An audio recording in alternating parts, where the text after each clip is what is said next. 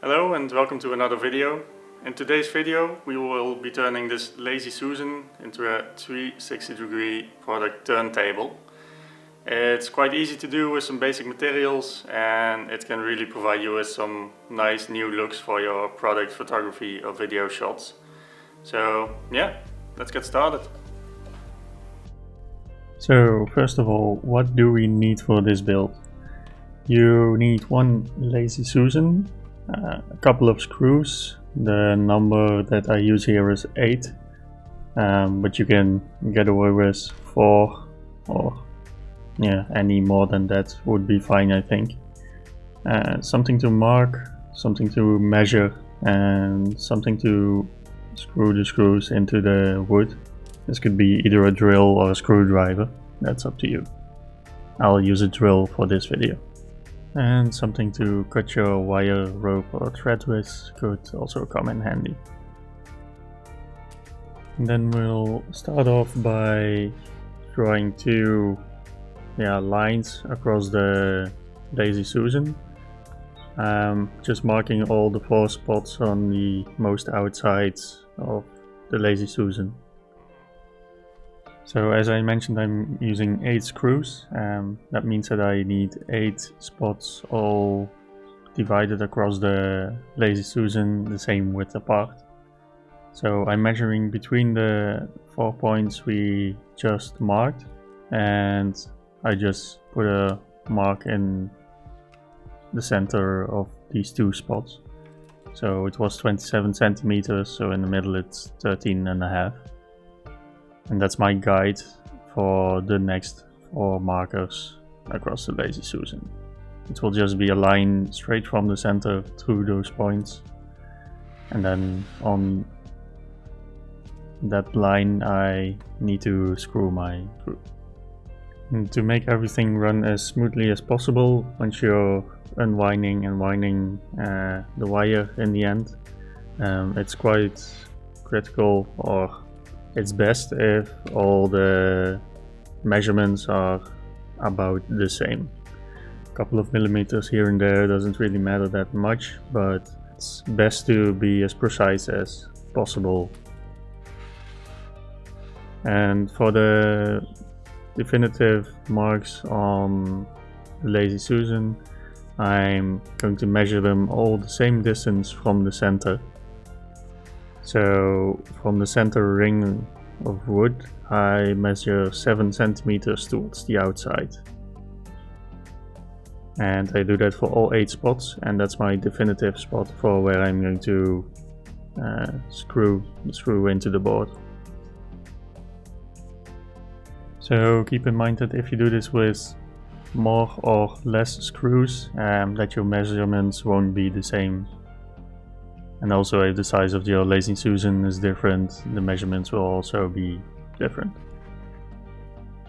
And the reason that I used 8 screws is because it gives me a more gradual spin while pulling the wire, because there's more points to go by. So once you have all your spots marked up on the Lazy Susan, just drill in the screws. Make sure that you don't drill your Lazy Susan into the table, and also keep in mind that the screws cannot stick out too much. They have to be underneath the Lazy Susan and not hit the table while it's just standing on the table normally. We can quickly check that by looking if every screw is about the same height from the table and from the bottom side of the Lazy Susan by just looking down the edge of it, and you shouldn't see anything sticking out further than the wooden part in the center. And you could, of course, as a final check, just place it on the table, give it a spin and see if it still turns properly. So now for the wire, I'm using fishing wire because I have it here. I think it's easy to use and it spins quite nicely. You can use any rope, thread, wire that you have available. Just make sure that it's not too thick and that it's easy to work with. I'm gonna start by creating, I think it's called an overhand loop. Yeah, just so you have a loop that you can wrap around the first screw. It doesn't have to be a specific screw, just take any one or any screw to start with. Wrap it around it as tightly and as many times as possible until you have almost no room in the loop left. This will make sure that it won't unwind on itself or fall off once it's upside down.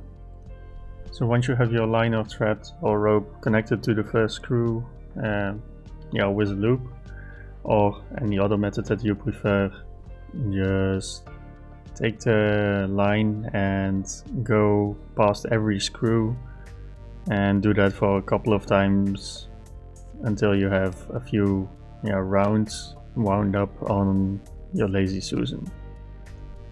How many revolutions you make is up to you.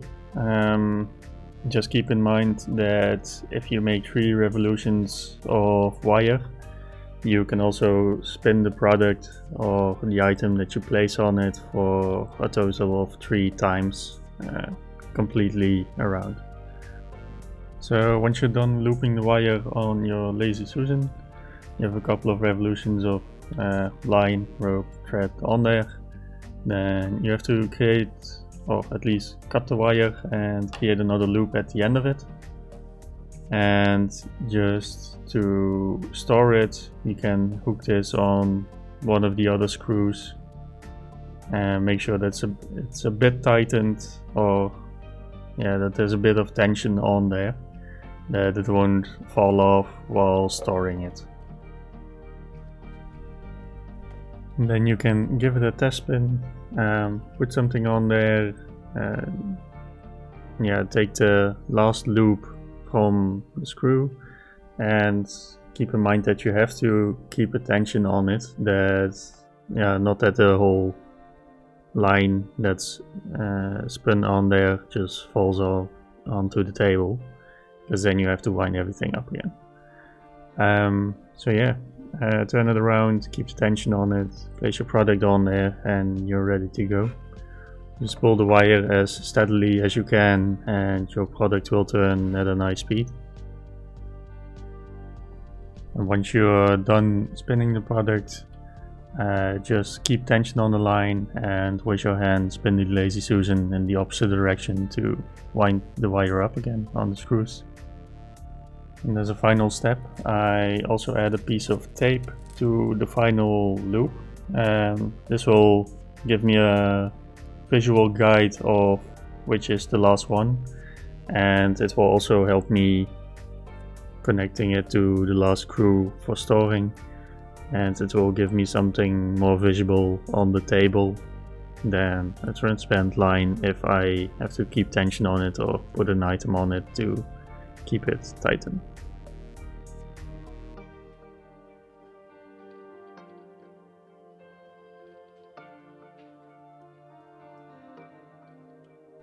So now I'll show you a quick shot of where I'm using the Lazy Susan or product spin table thing. This is a quick little setup. I have some black foam board in the back, and I'll add a small black foam board on top of it.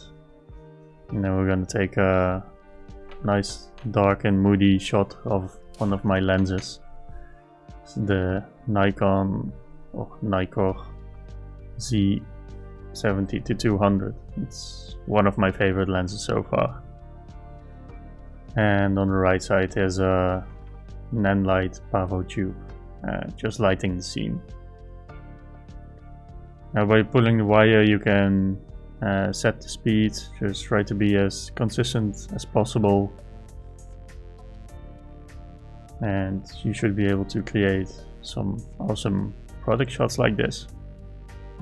This is a very dark and black scene. You can do this white on white, just products on a white background. You can green screen.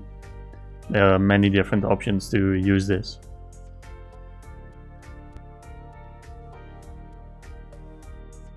With a bit of editing, this is the end result that you can get.